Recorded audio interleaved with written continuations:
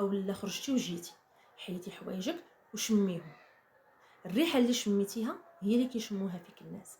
فلهذا عناية بالنظافه الشخصيه ديالك هي الاولى. صافا كي بقيتو، نتمنى يا ربي يلقاكم هذا الفيديو نتوما في اتم الصحه والسلامه والعافيه.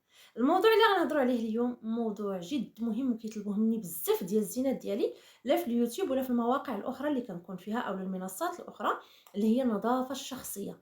كيفاش تكون ريحتي نقيه، اللي داز يقول لي واو ما شاء الله ريحتك فنه. شنو هو السر اللي كديري؟ ما كايناش شي وحده اللي ما كيعجبهاش المدح في هذا الموضوع هذا ديالاش ديال انك تبارك الله نقيقيه. ماشي ضروري تكوني نقيه بالمكياج في وجهك وانت داخليا اولا في الجسم ديالك لا ما رشيتيش البارفان باش تطرقي ريحتك كتكون خايبه. ما يمكنش تكوني نقيه غير في اللبس ديالك والجسم ديالك حالته حاله. يعني خصك تكوني نقيه من الداخل باش كينعكس عليك من الخارج.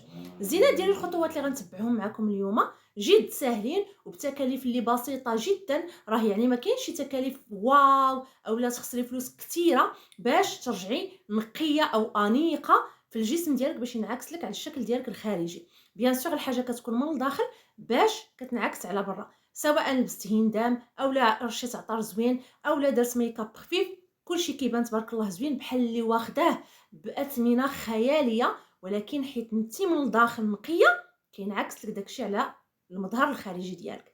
خليك معايا زينه ديالي، ما تنسيش قليبوا حركه الاكسبلور، ولي ديما كنقول لكم قليبوا حركه الاكسبلور. اكسبلور اللايك الزينه ديالي ما تنسيهليش، والبارطاج مع اي وحده كتبغي لها الخير صيفط لها هذا الفيديو ديالها. نبداو باول حاجه اللي هي النظافه الشخصيه. يعني فاش كندخل للحمام نبغي نغسل اولا نبغي ندوش، راه ماشي غادي ندخل للحمام كيقول لك حقا 5 دقائق كدوشي وكتخرجي. لا الزينه ديالي داك 5 دقائق فاش كتبغي تدخلي تدوشي، الا كنتي مثلا امراه متزوجه قمتي بواحد العلاقه من انت والزوج ديالك وكتدخلي تدوشي 5 دقائق، يعني كتوضاي كي كنقولوا فيها الوضوء الكبير والوضوء الصغير وكنخرج. هذيك تدويشه خفيفه. ولكن التدويشه اللي بغيتك انا ديريها وتبقاي على طول، حيت كاينه اللي كتدوش مره في الاسبوع اولا 2 مرات في الاسبوع، ماشي ضروري مثلا سواء متزوجه او لا غير متزوجه كدوش ما بين مره حتى جوج، سورتو في هذه الوقيته هذه ديال البرد. شنو غادي ديري؟ لي زيتاب اللي غادي تتبعي خليك معايا. اول حاجه هو تاخدي لي صابون مضاد للجراثيم. راه تبارك الله السوق عامر. اللي غنقدر ننصحكم انا به كتجربتي الشخصيه هو صابون طاوس لانه مضاد للجراثيم، والثمن ديالو كيتراوح ما بين 4 حتى 6 دراهم كنظن، يعني ثمن رخيص. وكاينين بنات انا كنعرفهم كيكون عندهم ساكن الامكانيات قليله، كتشد صابونه ديال طاوس كتفرقها على جوج. مثلا صابونه ديال طاوس تدوز لها شهر في الدوش كتفرقها هي على جوج كيدوزوا لها شهرين. هادشي من التدابير. انا كنهضر لكم على الناس اللي ما عندهمش، اما الناس تبارك الله اللي متوفره عندهم الامكانيات باش يعناو براسهم ممكن يخليو الصابونه صحيحه وما تجيكمش بيزار. هادشي راه كاين في الواقع ديالنا المغربي. كتفرق الصابونه على جوج وكتغسل بداك الصابونه والماء. هذه باغا مثلا هي تدوش، ماشي غادي تحك ودير تبريمات ودير. انا كنهضر لكم هي على النظافه الشخصيه ديال جوج 3 حتى 4 المرات في الاسبوع. حيت وكاين تبارك الله اللي كيدوش يوميا.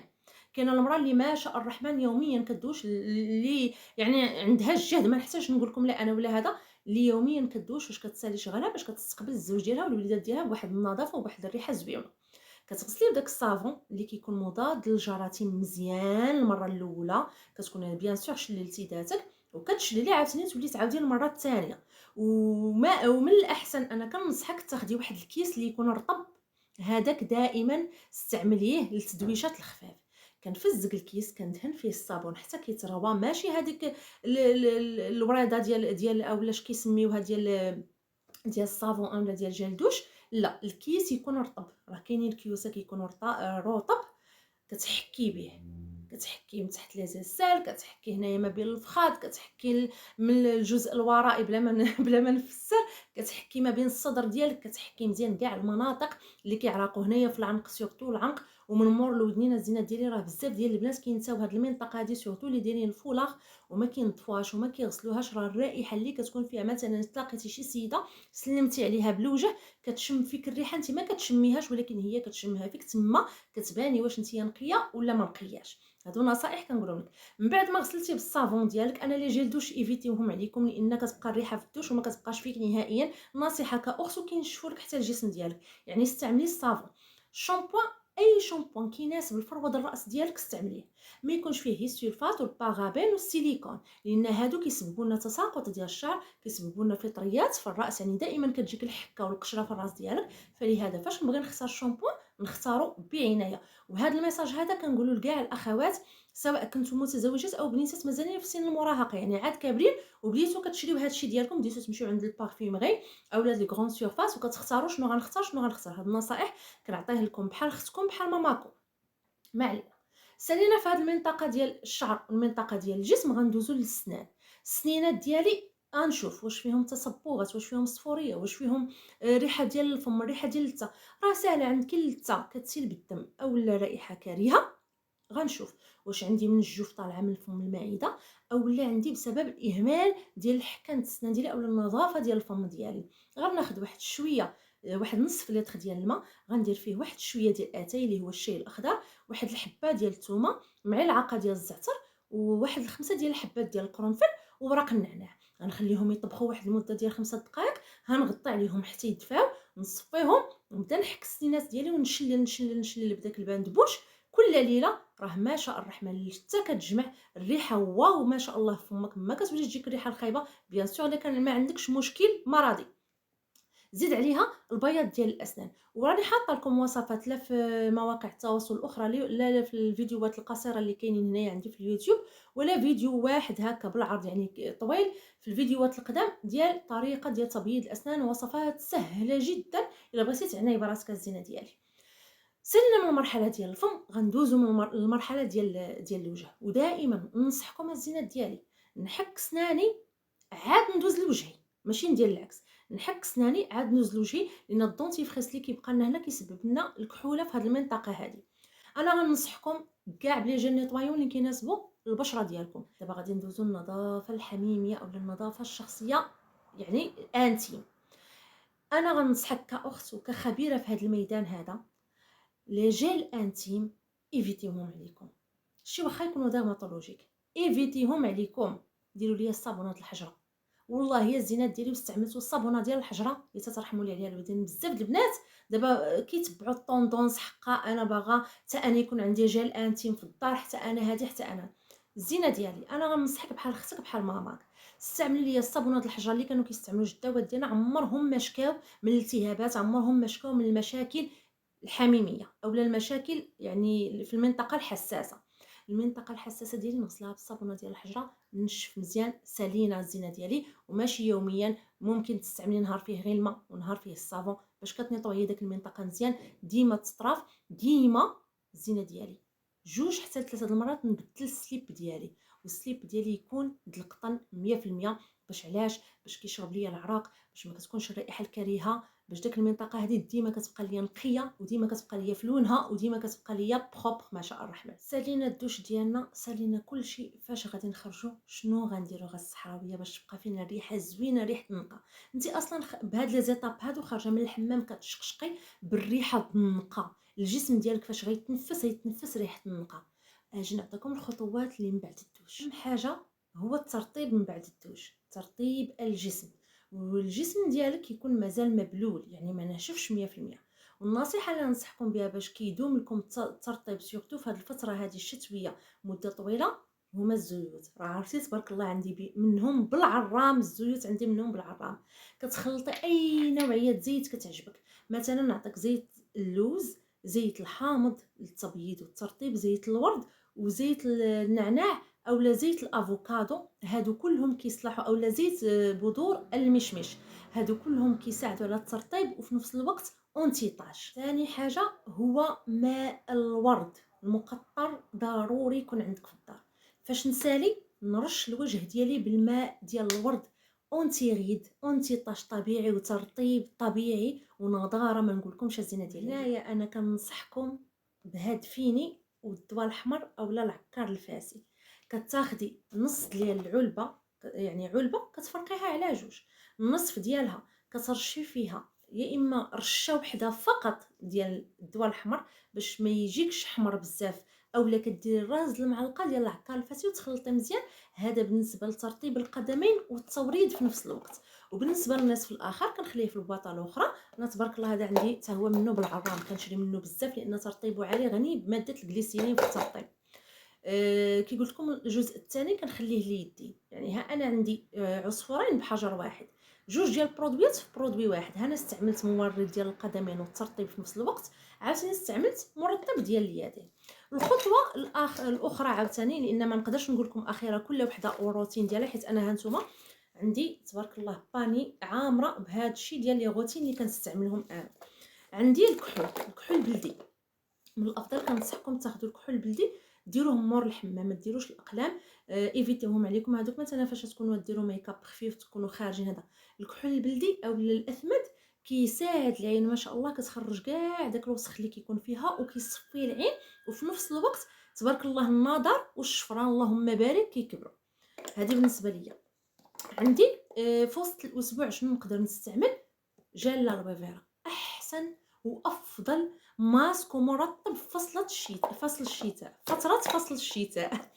علاش؟ لان ترطيبه عالي وتا هو اونتيطاج طبيعي واونتي غيد طبيعي. كندهنو على البشره ديالي كامله وكنخليه حتى كينشف وكنغسلو. ودائما انا في الفتره ديال البرد كنديرو من الليل كنديرو هكا في داك الوقيته ما بين 8 9 هكا، كنكون ساليت صلاتي كلشي، كنبدا العنايه كنديرو في البشره ديالي تبارك الله واحد النضره واحد الترطب، كتحسي بالبشره ديالك ممتلئه. وهاد لي جيل الوفيرا كننصحكم تاخذوهم يا اما من لي بارافارماسي اولا من لي فارماسي اولا من المينيسو، باش كتضمنوا انكم كتاخذوهم 100% مزيان. باش نقولها لكم، لان عند لي بارفيمري مرارا وتكرارا كناخذو كيقول لك 100%، وانا كنعرف لي جيل الوفيرا، كنخدم بلي جيل الوفيرا من الشركه، ولكن هذا كيكون محسن بمرطبات. فاش كناخذهم كنلقاهم يعني الزيرو. هذه بعدا نصيحه مني ليكم.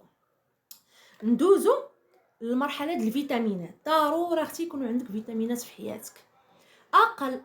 اقل فيتامين يكون عندك هو لا فيتامين سي، اقل ما يكون عندك لا فيتامين سي الحيويه والنشاط في اليوم. ما تقوليليش اختي انا ما كنعيش بلا فيتامينات، ما تقوليليش انا كنوض ديما مسخسخه ديما مدقدقه ديما. هذا سورتو بنات من 30 فما فوق واللي كيكونوا والدات العظام ديالهم كيحرقوهم، الجسم ديالو ديما مدقدق، جسمهم ديما مدقدقين ديما مسخسخين. ننصحك بلا فيتامين سي، كتاخديه واحد المده ديال 20 يوم وكتوقفيه 10 ايام. عاوتاني الا شتي راسك الحال مثلا ولا رجع لك كتولي تاخديه 20 يوم وتوقفيه 10 ايام، ما تاخديهش كونتيني. النصيحه اللي غنصحك الثانيه، اما لا فيتامين سي اما بعدا ملتي فيتامين. حتى الا كان فيك الحديد ناقص، الا كان عندك نقص في الفيتامينات كيعوضهم لك. الاوميغا 3، الاوميغا 3 يا الزينات ديالي كل نهار كتاخدي حبه مع الغداء. عرفتي ما شاء الرحمن للقلب، الكبده، الكلاوي، الا عندك مشكل ديال الامعاء، الا عندك مشكل في البشره، الا عندك مشكل في الشعر، الا عندك مشكل في المزاج، مزاجيه مره ضحكه مره هذا، كيقاد لك اختي الهرمونات. الاوميغا 3 كتقاد لك الهرمونات. كيمكن لك تاخديها هكا دي كومبريمي، كما كيمكن لك تاخديها اختي دي جيلول بحال كيكونوا بحال اللي فيهم الزيت، كما كيمكن لك تاخديها في بذور الشيا وبذور الكتان. العنايه الشخصيه في الفتره ديال الدوره الشهريه، الله يرحم لكم بها الوالدين الزينات ديالي. شتي لي طورشون فوق ما تدخلي للطواليت بدليهم. هذا كادو ديال هذا الفيديو زياده. فوق ما تدخلي للطواليت بدلي الطورشون ديالك. فوق ما تدخلي للطواليت طرفي بميها تكون دافيه، ما بارداش ما سخوناش، باش ما يوقعلكش ترهل. سورتو في هذه الفتره هذه ما تكونش بارده وما تكونش طايبه، يعني دافيه ما بين وبين. باش فاش دوز 3 ايام من الدوره نديري واحد المعلقه د الملحه في داك الباصان اللي غنطرف به او اللي غنتوضا به ضد الميكروبات. وننشف، يكونوا عندي فوطات هكا على شكل كاري. اسمحوا لي نوريهم لكم، ها هما هادو بحال هكا فوطات هكا اولا فوطات كاريين، ويكونوا 100% قطن. كينشفوا مزيان، نطرف وننشف مزيان ونلبس حوايج القطن، نلبس سليب ديال القطن، شورت القطن، نلبس كولون ديال القطن، يعني الحوايج ديال القطن سورتو في هذه الفتره هذه باش ما كتجينا لا حكه لا ميكروبات لا افرازات لا التهابات لا حتى شي حاجه زينات ديالي. النصيحه اللي ننصحكم بها في هذه الفتره باش تبقى ريحتك زوينه، اولا واحد الحيله انا كنديرها زوينه وكننصح بها اي وحده كتجي عندي وكتقول لي كتنبعث مني واحد الرائحه كريهه في الفتره ديال الدوره الشهريه. واحد لاستيوس ساهله وكنظن راه بزاف ديال البنات اللي كيعناو براسهم عارفينها، ولكن كاينين شي بنات ما عارفينهاش، نبارطاجيها معاهم. ما هاد الامساك هادو اللي كيتباعوا، هذا مسك الرمان، وعندي انا مسك عبد الصمد القرشي اللي رائع البنات. بين قوسين راه ما كندير اشهار لحتى شي حاجه كنشاركها معكم دابا، فقط كنشارك معكم المنتجات اللي كناخذ. هادو انا بقى لي فيهم هي جوج، كانوا فيهم 6، عرفتي نفعوني. دابا راه فايتين العام هما عندي اللهم بارك لينا، لا دات فيهم طويل يعني كيبقاو لك مده. هاد الامساك الجامده هادي رائعه رائعه. حكي لي مسك واحد ولا غير ربع ولا غير نص، وخليه عندك في شي بواطه فوق ما تكون فيك الدوره الشهريه اولا راكي في الفتره ديالها. اش كندير؟ كناخذ السليب كندردر عليه شويه في المنطقه فين غادي نسرح الطوغشون ياك، وكندير الطوغشون ديالي. ما كنخاف ما انه يطلع معايا، ما انه يسبب لي التهابات حتى شي حاجه. عرفتي الريحه ديالك كتولي كتشقشق غاده وفواحه، انت غاده فواحه ما كتبقايش محرجه في ديك الوقيته هذيك. اولا المسك حتى هو كديريه بنفس الطريقه د هذا المسك الجامد اللي قلت لك. الريحه ديالك ما نقولكش، وديما نطرف وديما نظف وديما نكون بروبر، لان انت تقدري تكوني ما كتشميش ريحتك، ولكن اللي حداك راه كيشمها الطايره، سورتو في الفتره ديال الدوره الشهريه. ونزيدك الزينه ديالي، فاش تكوني مثلا باغا خرجتي وجيتي، حيدي حوايجك وشميهم. الريحه اللي شميتيها هي اللي كيشموها فيك الناس. فلهذا عناية بالنظافه الشخصيه ديالك هي الاولى. هي المكياج قبل ما تلبسي لي لباس زوين، العنايه شحال من وحده. اقسم لكم بالله العلي العظيم البنات، بدون تجريح زعما ولا ان تقولوا انا كنهضر في شي وحده ولا. انا كنبغي ننصح، ولكن كنقول لا، بنادم يقدر يحس بالنقص. اقسم لكم بالله الا كنتلاقى مع النساء، بعض من النساء اولا بعض من البنات وكيجيو يسلموا عليا، الا كنقطع النفس، امنوا بالله الا كنقطع النفس. علاش؟ كتلقايها هكا كدير اللهم بارك كتحمق باللاره، كي كنقولوا باللاره ظاهريا، ولكن خنفوسه داخليا، خانزه حاشاكم. الريحه د السنان كتعطي منها. هادشي علاش كتعنى غير هادي كتكون كتعتني بالمظهر الخارجي، والمظهر الداخلي مخلياه. انا لا اختي، انا نعنى بنظافتي، نكون نقيه داخليا وخارجيا، نكون بروبر. شتي فاش كنبان لك كتشوفيني، ماشي نقول لك انا راه عندي هاهما دي بارفان دو بون كاليتي، رشه وحده كتوصل لك 5 كيلومتر لهيه، يعني تشميها، ولكن ما كنرشوش انا في الزنقه، كنرشو في الدار. ولكن ديما بروبر، يسلم عليك البشر، يشم فيك الريحه كتحمر لك الوجه، انت براسك كتحسي بواحد الثقه. اما الزينه ديالي انا راشه العطورات ودايره الميك اب، لابسه احسن ما عندي، نجي نسلمها على شي صاحبتي ونهز يدي، الريحه السنان كتعطفي. تبارك الله، حنا في عهد الماء والصابون اللهم بارك. راهم جدودنا ما كانش عندهم حتى الماء وما كانش عندهم حتى الامكانيات، اللهم بارك اللهم بارك. الجداوات ديالنا كتلقايهم في الباديه او في العروبيه، داك الناس مساكن القدامين، وهكا كتلقاي المراه ريحه العشوب وريحه تبارك الله الحناني وريحه الصابون خارجه منها وريحه السباك، غير كتسوق كيكونوا غير كيسوقوا كيكحلوا كيبانوا باللارات. عناي براسك الزينه ديالي، انت مغربيه حره، خصك تكوني نظيفه داخليا وخارجيا وحتى قلبيا، علاش لا. يلا اختي ما تنسينيش مشي قليب في الكومونتير، نخليكم في راحه الله. الا بغيتوا مواضيع بحال هكا كتبوها لي في الكومونتير، نشاركها مع خواتاتي العزازات. خليتكم على خير الزينه.